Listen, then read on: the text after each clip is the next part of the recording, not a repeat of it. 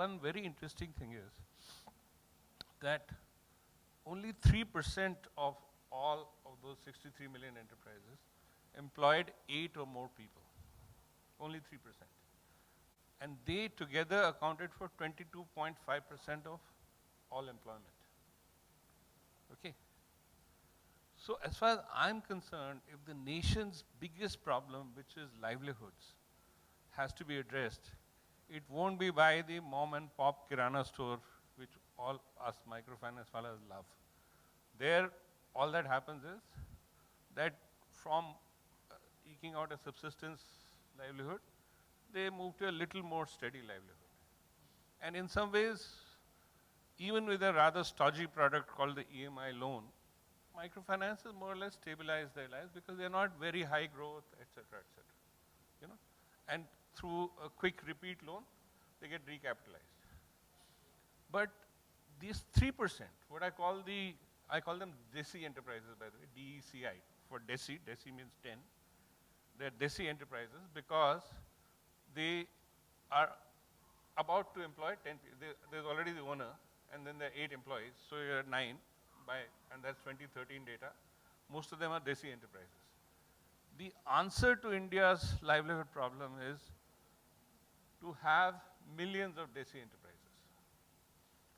But how will we get them?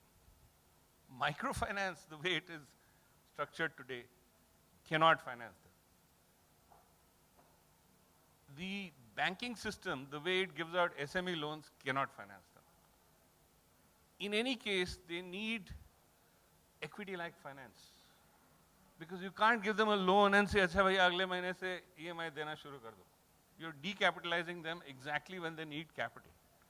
You know, if you see the life cycle of an enterprise, it's either startup, or it's growing, or it's stable, or it has had a shock, in which case it declines, but then hopefully it comes back.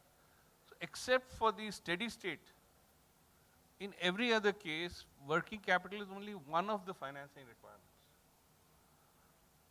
Fixed capital is the other important financing requirement, and that can't be given by this EMI product.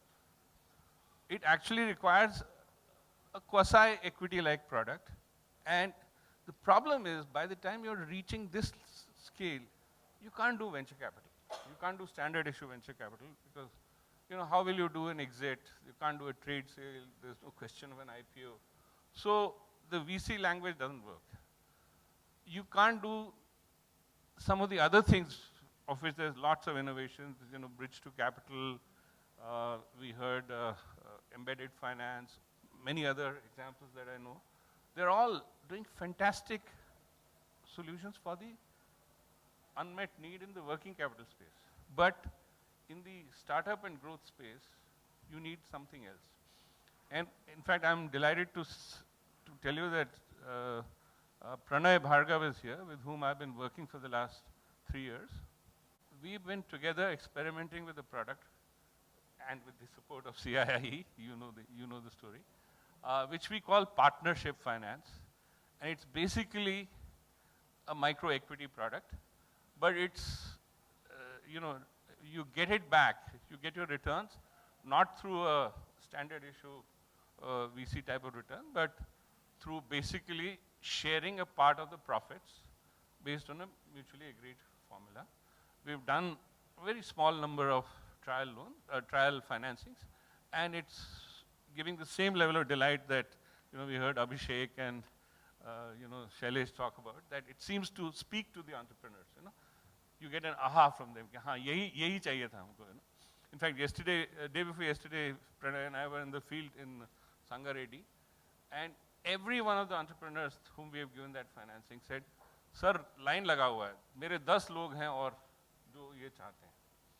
So I think while the title of this session was working capital needs, but if we just think for the moment, financing needs of MSMEs, then one big missing gap is financing needs of fixed capital at least 3 stages out of the 4. You know, including by the way, the shock stage. So we need to do this. There's a greater detail of this product which still needs to be tested and worked out, and you know, but I think it'll be great if CII has a a separate line of work on this. You know, there should be many, not just one, many people trying this idea. Thank you.